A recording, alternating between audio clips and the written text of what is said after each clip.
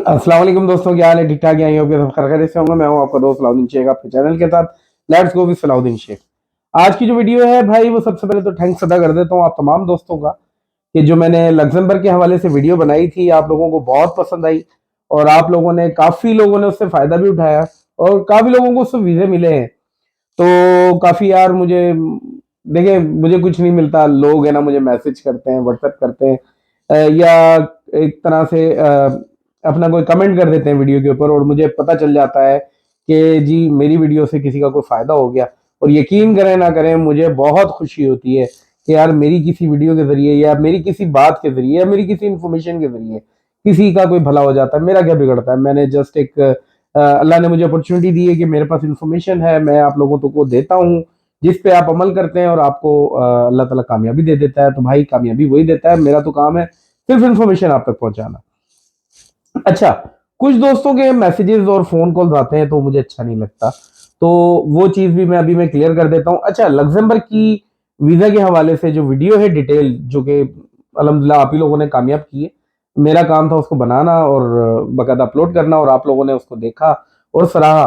तो भाई उसका मैं लिंक डिस्क्रिप्शन में दे दूंगा, आप वो वीडियो पे जाके लग्जमबर्ग का वीजा आपने किस तरह हासिल करना है तो वो भी आप उसमें डिटेल में देख सकते हैं। तो कुछ चीजें हैं जो मुझे कवर करनी है, लाजमी तौर पे कवर करनी है। मेरी कोशिश होती है वीडियो छोटी से छोटी हो और जो चीज मैं कवर नहीं कर पाया हूं वो मैं कवर कर दूं। तो अभी इसमें मुझे क्या कवर करना है वीडियो के अंदर? मुझे वीडियो में कवर करना है कुछ लोगों के एतराजात वीडियो के हवाले से। वो ये एतराजात हैं, कुछ लोगों को वीजा नहीं मिलता, कुछ को नहीं भी लगता और कुछ को मिल भी जाता है। तो ज्यादातर लोगों को मिल जाता है। किन लोगों को वीजा मिल जाता है और किन को नहीं मिलता, इसके बारे में जरा बात करते हैं। पहली बात जरा समझिएगा कि जब मैं कहता हूं ना कि एक कंट्री है जो तमाम को तकरीबन को वीजे दे रही है, तो इसका मतलब ये नहीं होता कि कोई भी मुंह उठाएगा और उसको वीजा मिल जाएगा। इसका मतलब ये होता है कि आप देखें, मैक्सिमम जो शेंगन की कंट्रीज हैं वो ऐसी हैं, जैसे मैं फ्रांस की बात करूं, इटली की बात करूं, जर्मनी की बात करूं, डेनमार्क की बात करूं, नॉर्वे की बात करूं। ये वो कंट्रीज हैं जो कि आप रिक्वायरमेंट भी पूरी कर देते हैं। यानी कि इवन कि आप एक सक्सेसफुल बिजनेसमैन होते हैं या एक अच्छे एम्प्लॉय होते हैं या आपका बैंक स्टेटमेंट बहुत अच्छा होता है, आपकी तमाम चीजें अच्छी होती हैं, यानी कि तमाम आपने एसओपीज को पूरा किया होता है कि जी जो एक वीजा की कंप्लीट फाइल होती है उसको आप पूरा कर लेते हैं, उसके बावजूद एम्बेसी वो फाइल आपके मुंह पे मारती है, कहती है कि जी नहीं जी हमें सेटिस्फेक्शन नहीं है कि आप वापस आएंगे। इवन के आपने उनको सेटिस्फाई किया होता है। कैसे सेटिस्फाई करते हैं? आप या तो मैरिड होते हैं, अपनी एमआरसी लगा देते हैं, या फिर आप पैसे वाले होते हैं, आपकी यानी कि एक बंदे को इंसल्ट भी फील होती है कि यार मेरी फाइल स्ट्रांग थी, मेरे पास करोड़ों का बैंक बैलेंस था, मेरे पास मैंने ट्रैवल भी किया हुआ है, मैं यूके गया हुआ हूँ, मैं यूएसए गया हुआ हूँ, उसके बावजूद मुझे शेंगन ने वीजा रिफ्यूज कर दिया। ऐसा हुआ है। तो ऐसा कब होता है? ऐसा जब होता है जब किसी कंट्री की डिमांड है ना, वो उसकी सप्लाई ज्यादा हो जाती है, डिमांड ऑटोमेटिक बहुत, यानी कि सप्लाई कम करनी पड़ती है, डिमांड ज्यादा हो जाती है। वजह यह है कि लोग बहुत ज्यादा जाना चाहते हैं और लोगों को, यानी कि जो यूरोप है, शेंगन जोन है, उसको ज्यादातर यही टेंशन होती है कि जी जो भी हमारे पास विजिटर आ रहा है, घूमने के लिए आ रहा है या पढ़ने के लिए आ रहा है, उसका जो है intention eight the end of your journey, उसको वापस जाना चाहिए, वो रुकना नहीं चाहिए। और यूरोप वेलफेयर स्टेट आप कह सकते हैं कि जहाँ पर इंसान को तमाम बुनियादी हकूक मिल रहे होते हैं, पानी, खाना, रिहाइश और इसके अलावा फ्रीडम ऑफ स्पीच, जो भी चीज़ आप कह लें, तो उसको वो तमाम चीज़ें मिल रही होती हैं जो इंसान जिसका भूखा प्यासा रहता है कि जी हाँ जी यही तो जन्नत है, यही तो हकूक है जिसके लिए मैं हमेशा लड़ता रहा हूँ। तो इस वजह से वो फिर जाने की कोशिश करता है। लेकिन जिनका वीज़ा नहीं लगता, तो इसकी एक वजह होती है कि उनकी एक तो सप्लाई की मैंने आपको बात कर दी कि लोग है ना जाना बहुत चाहते हैं, उनके पास इतनी रिक्वायरमेंट नहीं है और मोस्टली जो होते हैं वो रुक जाते हैं, तो इलीगल हो जाते हैं। इस वजह से उनकी कोशिश होती है कि उनको वीजा ज्यादा से ज्यादा इशू ना किया जाए और उनका एक कोटा भी होता है कि इतने लोगों को वीजा देना है, इतने लोगों को नहीं देना। एक तो ये चीज हो गई कि अगर आप फेमस कंट्रीज में वीजा अप्लाई करते हैं तो नहीं लगता। अच्छा, लग्जमबर्ग में क्यों लगता है? पहली बात तो ये है कि यार अपने ऊपर मैं नहीं लूंगा सारी चीजें, मुझसे पहले भी काफी यूट्यूबर थे जिन्होंने वीडियो बनाई थी लग्जमबर्ग पे, लेकिन इतनी डिटेल नहीं थी। तो वो डिटेल वीडियो मैंने बना दी तो वो वीडियो लोगों को पसंद आई। अब अच्छा, क्यों इस कंट्री के वीजाज लग रहे हैं? इस कंट्री के वीजाज यूं लग रहे हैं कि वो अभी हमें जानते नहीं है। ये बहुत बुरी बात कर रहा हूं मैं। यानी कि हम पाकिस्तान इंडिया के जो लोग हैं ना या बांग्लादेश के लोग हैं, हमें लग्जमबर्ग के लोग जानते नहीं है कि हम किस तरह के लोग हैं। हम वहां पे रुकते हैं या ओवर स्टेइंग करते हैं या अपनी बात से मुकर जाते हैं। बहुत गलत अल्फाज अदा कर रहा हूँ, मुझे बात नहीं करनी चाहिए, लेकिन ये फैक्ट बता रहा हूँ कि वो अभी तक उनका हमसे वास्ता अच्छी तरीके से पड़ा नहीं है। अगर तादाद होगी तो वो गिनती में तादाद होगी, वो उंगली पे गिन सकते होंगे। 1000-2000 पाकिस्तानी रहते होंगे, 1000-2000 इंडियन रहते होंगे, यानी कि बहुत ज्यादा तादाद नहीं है। बाकी यूरोप हमें बहुत अच्छी तरीके से जानता है कि जी ये है ना, ज्यादातर यानी कि ओवर स्टे कर जाए या फिर जो भी आप बुराई कह सकते हैं ना, वो हमारे अंदर निकल आती है। तो इस वजह से वो हमें वीजा ज्यादा अप्रूव कर रहा है। और बहुत कम लोग होते हैं जिनकी इंटेंशन होती है लग्जमबर्ग की तरफ टूरिज्म के हवाले से जाने। लोग जानते नहीं है इस कंट्री को, लोग भी नहीं जानते हैं। आप में से भी काफी लोग ऐसे होंगे जो लग्जमबर्ग का नाम शायद पहली दफा सुन रहे होंगे, या अगर सुना भी होगा तो सोचते होंगे, अगर आप गूगल मैप पे भी ढूंढेंगे तो बहुत छोटी सी कंट्री है। तो भाई ये रीजन है। अच्छा, वीजा लगने की रीजंस क्या होती हैं? यानी कि लग्जमबर्ग ने ये तो कह दिया कि वो आपको वीजा दे रहा है और मैक्सिमम लोगों को मिल रहा है। तो आप इसको गूगल पे भी सर्च करेंगे ना कि इसका सक्सेस रेट क्या है, तो आपके सामने आ जाएगा। अच्छा, मिलने की क्या वजह है? मिलने की वजह ये है कि भाई उनको चाहिए तो लोग, यानी कि लोग आए उनके पास घूमने के लिए, टूरिज्म को प्रमोट करें ताकि उनके मुल्क में करेंसी आए, पैसा आए, वेल्थ आएगी तो खुशहाली आएगी। तो लेकिन वो ये चाहते हैं कि भाई बंदा भी क्लियर हो, तो इसलिए रिक्वायरमेंट के मामले में नो कॉम्प्रोमाइज। रिक्वायरमेंट उनको फुलफिल चाहिए। अच्छा, रिक्वायरमेंट के मामले में क्या फुलफिल चाहिए कि भाई देखें, आपकी स्ट्रॉन्ग टाइज होनी चाहिए अपनी होम कंट्री के साथ। स्ट्रॉन्ग टाइज कैसे होती हैं? या तो आप बिजनेसमैन बहुत बड़े होते हैं, आपका कारोबार होता है अपने मुल्क में। जैसे मेरी एक कंसल्टेंसी फर्म है, तो मैं अगर किसी कंट्री से वीजा मांगता हूँ तो भाई वो देखती है कि हाँ भाई इसका एक पोर्टफोलियो है, ये लोगों के लिए काम करता है, इसके बैंक अकाउंट मेंटेन है और एफबीआर से रजिस्टर्ड है, गवर्नमेंट ऑफ पाकिस्तान को टैक्सेस पे करता है, एक लॉयल है, जो भी चीजें मेरी एक्स वाई जेड मेरे स्ट्रॉन्ग टाइज को देख के वो कहते हैं जी इसने कहाँ जाना है, ये तो वापस आ जाएगा, यूके जैसे मुल्क में नहीं रुका। यानी कि अब काफी कंट्रियों का अब तो नाम आ गया। इसके अलावा मलेशिया ने ही ओवर स्टे किया, दुबई ओवर स्टे नहीं किया, इसके अलावा ईरान ओवर स्टे नहीं किया, इसके अलावा टर्की ओवर स्टे नहीं किया। तो उनकी नज़र में अब ये हो गया है कि जी मैं एक वैल्यूएबल ट्रैवलर हूँ और मेरे स्ट्रॉन्ग टाइज हैं। अब मैं किसी और कंट्री में अगर वीज़ा मांगता हूँ तो मुझे वीज़ा मिलना इतनी दुश्वारी नहीं होगी। इवन कि अल्हम्दुलिल्लाह शेंगन का भी वीज़ा अब मेरे पास मौजूद है। तो अगर मुझे मौका मिला तो मैं ट्रैवल कर लूंगा। मेरे साथ थोड़े से फैमिली के मैटर्स हैं, वो मैं डिस्कस नहीं करना चाहता, तो जिस वजह से मैं ट्रैवल नहीं कर रहा हूँ। तो एक तो ये वजह हो गई।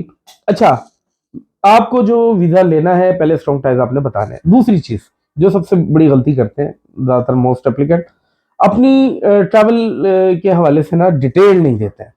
आपने कवर लेटर तैयार करना होता है, एक लेटर होता है, जैसे एक प्रपोजल होता है कि जी मैं फला डेट से लेके फला डेट तक जाऊंगा, और अपने ट्रैवल बकायदा प्लान बना के देना होता है कि मैं फलानी डेट को बैठूंगा, ये डिपार्चर है, और इस डेट से लेके इस डेट तक मैंने ट्रैवल करना और ये चीजें घूमनी है, या ये मेरी इंटेंशन है। अगर मैं टूरिस्ट वीजा पे जा रहा हूँ तो मेरी ये इंटेंशन है, फला फला इलाके में मैं जाके घूमूंगा और ये मेरी इंटेंशन है। तो वीजा ऑफिसर को पता चलता है जी ये फिजिबल है, इसको तमाम चीजें पता होती हैं, ठीक है ना। तो आपको बताना होता है अपने बारे में। तो जैसे मैंने टर्की के बारे में किया था कि टर्की की एम्बेसी को मैंने बताया बाकायदा तौर पे कि मैं एक यूट्यूबर भी हूँ और मेरा काम है स्टूडेंट वीज़ा के हवाले से, तो मैं यूनिवर्सिटीज़ भी जाऊँगा, मैंने मिलना है लोगों से। तो उनको जब मैंने पूरा पोर्टफोलियो दिया तो उन्होंने मुझे 5वें दिन वीज़ा दे दिया था। इसी तरह जब आप किसी भी कंट्री का वीज़ा लेंगे तो आपको डिटेल करना होगा। तो ये चीज़ मैं आपको बता दी है। अच्छा, उसके बाद आप अगर नौकरी करते हैं तो आपको पे स्लिप्स अपनी बतानी होंगी, पे स्लिप्स कि भाई आप कितनी सैलरी लेते हैं। तो मिनिमम भाई 3 पे स्लिप्स चाहिए होती हैं, लाजमी तौर पे चाहिए होती हैं। लेकिन हम लोग माशाल्लाह बड़े मशहूर हो चुके हैं, पाकिस्तानी इंडियंस, इंडियंस भी साथ साथ है। कोई ये ना कहे कि पाकिस्तानी ज्यादा मशहूर है, हम दोनों ही बराबर मशहूर हैं, बल्कि बांग्लादेशी भी, हम तीनों एक इक्वल हैं। यानी कि हमें कह सकते हैं कि एक ही जैसे लोग हैं, यानी कि तकरीबन। फ्रॉड भी करते हैं, झूठ भी बोलते हैं, 10 तरह की हमें फ्रॉड, यानी कि जब कोई बंदा देख लेता है ना भाई ये इस तरह के लोग हैं, कहते हैं हाँ जी ये वही है, उनसे जरा बच के चलना। अपने इवन के अगर आपको भी कोई अपनी कंट्री का कोई बंदा मिले तो जरा बच के चलिएगा, ये मेरा आपसे एडवाइस है। क्योंकि मुझे जब कोई दिखता है अपनी रीजन का तो मैं बड़ा डर डर के चलता हूँ। मिल के खुशी होती है लेकिन भाई बड़ा बच के चलता हूँ, क्योंकि जितने फ्रॉड, जितनी दो नंबरी है, ज्यादातर अपने ही लोग मुलविस है। तो ये चीज हो गई। अब इसके अंदर मैंने तमाम चीजें आपको स्ट्रॉन्ग टाइप्स का बता दिया। आपने होटल बुकिंग भी देनी है, अपनी लाजमी देनी है। अच्छा, पेड बुकिंग जरूरी नहीं है। अक्सर लोग गलती करते हैं कि पेड बुकिंग, वीजा नहीं लगता तो फिर आपका यानी ये चीजें होती है रिफंड नहीं होती। या किसी ऐसी जगह से होटल बुकिंग करें कि जहाँ पे खुदा ना खास्ता अगर आप पे कर भी देते हैं तो वो रिफंड हो जाए, कि भाई कैंसिलेशन अब फ्री होनी चाहिए, या फिर उसकी कैंसिलेशन की फी को चेक किया करें कि आप अफोर्ड कर सकते हैं या नहीं कर सकते, या किसी एजेंट को हायर करें, वो थोड़ी बहुत अपनी फीस लेता है और तमाम आपकी रिक्वायरमेंट को फुलफिल कर देता है, जिसके बाद आपको वीजा लेने में आसानी हो जाती है। तो ये चीज हो गई। और जो मेन चीज है, यानी कि जिसके हवाले से मैं ये वीडियो बना रहा हूँ, जो कि लंबी भी हो सकती है, अगर किसी को इंटरेस्ट नहीं है कि भाई बकवास कर रहा है, बेकार है, किसी काम की नहीं होगी, तो वो स्किप कर सकता है, कोई मसला नहीं है। तो इसमें ऐसा है कि आपने स्ट्रॉन्ग टाइज अपने बताने हैं, लाजमी तौर पे बताने हैं, अपना मैटर बताना है। और एक चीज को जरा अपने जहन नशीन कीजिएगा कि अगर आप किसी भी कंट्री का वीजा लेते हैं, तो उसको वीजा लेने के लिए ना वीजा ऑफिसर को सेटिस्फाई करना जरूरी है। At the end of your journey you will be back to your home country. तो वो कैसे होता है? आपकी स्ट्रॉन्ग टाइप से होता है कि आप करते क्या हैं, किस मोटिव से जा रहे हैं, आपका मकसद क्या वहाँ जाने का, टूरिज्म है, किसी फ्रेंड्स एंड फैमिली को विजिट करने जा रहे हैं, स्टडी करने जा रहे हैं, या फिर आप कोई जॉब ढूंढने जा रहे हैं, तो ये बता नहीं सकते हैं। उसके लिए जॉब सीकर वीजा होता है। जॉब सीकर वीजा के लिए एक फॉर्मेलिटीज है, मिनिमम आपकी 4 ईयर बैचलर्स डिग्री होनी चाहिए, और फिर सेम ऑक्यूपेशन जो है वो वहाँ पे मौजूद होनी चाहिए, कि जी शॉर्ट ऑक्यूपेशन लिस्ट जिसे हम कह सकते हैं, वो वहाँ पे मौजूद होनी चाहिए। ऐसा ना हो कि आप बोले जी कि मुझे तो रिसेप्शनिस्ट की जॉब करनी है, और पता चले लग्जमबर्ग में रिसेप्शनिस्ट बहुत ज़्यादा है, तो वो आपको वैसे ही कहेंगे जी हमारे पास वैसे ही बहुत है, ना जी ना, आप ना आए। तो आपको तमाम चीज़ें देखनी होती है। तो सबसे जो आसान जो कैटेगरी है वो टूरिस्ट वीज़ा की है। लेकिन टूरिस्ट वीज़ा के लिए आपकी प्रोफाइल का स्ट्रांग होना ज़रूरी है। अगर आप जॉबलेस हैं पाकिस्तान में, इंडिया में या बांग्लादेश में, कहीं पे भी अगर आप जॉबलेस हैं, आपकी कोई जॉब नहीं है, और उसके बाद आप विजिट वीज़ा मांगते हैं, आपको वीज़ा नहीं मिलेगा। अगर आपका फ्रेश पासपोर्ट है, आप जॉब करते हैं, आपकी बिजनेस है, या आप पढ़ाई करते हैं, कुछ भी करते हैं, उसके बिहाफ पे अगर आप वीज़ा मांगते हैं, तो भाई आपको वीज़ा मिलेगा। लेकिन आपको जस्टिफाई करना पड़ेगा कि आपकी कितनी सैलरी हो, आप कितनी अर्निंग हो। जैसे एक छोटी सी मिसाल दे रहा हूँ, अगर किसी बंदे की जॉब लगी हुई है और वो 30,000 सैलरी महीने की ले रहा है पाकिस्तान में, और इंडिया में अगर 40,000 सैलरी ले रहा है, तो समझ आता है कि हाँ भाई 40,000 सैलरी ले रहा है। लेकिन अगर पाकिस्तान में कोई 30,000 सैलरी या 40,000 सैलरी भी ले रहा है, उसके बाद वो ये इंटेंशन दिखाता है कि मैं अपने बीवी बच्चों को घुमाने लेके जा रहा हूँ यूरोप, एक शेंगन जोन में, तो उनकी अकल से बालातर है कि एक बंदा जो कि 40,000 सैलरी ले रहा है, उसके अंदर उसको अपने घर का सर्कल भी करना है, अपनी चीजें भी सीधी करनी है, और उसी के अंदर वो मिनिमम हस्बैंड एंड वाइफ दो की टिकट लेगा, जो कि पाकिस्तानी कोई 3 लाख रुपए बनते हैं।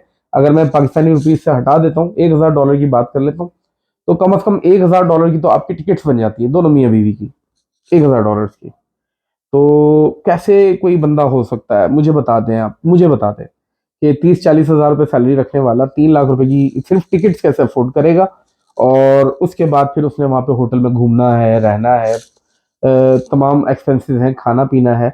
ये एक्सपेंसेस जाते हैं आपके कोई तकरीबन 6-7 लाख रुपए के, और 6-7 लाख रुपए वही खर्च कर सकता है जिसकी टोटल बैंक के अंदर 15 से 20 लाख रुपए हो, और वही खर्च कर सकता है। 15 से 20 लाख रुपए होना काफी नहीं है, और ये जो 6 से 7 लाख रुपए वही खर्च कर सकता है कि जिसकी मंथ की इनकम है ना 1.5-2 लाख रुपए हो। तो तमाम चीजें देखी जाती हैं कि आपका प्रोफाइल, कि आप महीने में कितना अर्न करते हो, और वो जस्टिफाइड है या नहीं है। और इसके अलावा अगर आप गवर्नमेंट से हैं या किसी इदारे से, तो एनओसी है आपके पास या नहीं है। तो तमाम चीज़ों को देखा जाता है। अब ऐसे लोग मेरे पास जो फ़ोन करते हैं ना, कि कोई कहता है जी मैं इंटर पास हूँ, कोई कहता है मैंने बैचलर्स की हुई है, सलाउद्दीन भाई मुझे विजिट वीज़ा पे जाना है, मेरी विजिट वीज़ा की फाइल करवा दें, बस मैं आपको वीज़ा लगने के बाद 20 लाख दे दूंगा, 10 लाख दे दूंगा। उनसे मैं हाथ जोड़ के रिक्वेस्ट करता हूँ, मेरे भाई अगर आपके पास जॉब नहीं है, कोई सिक्योर जॉब नहीं है, अच्छी सैलरी नहीं है, या अच्छा आप अर्न नहीं करते हैं, अच्छी सैलरी नहीं है,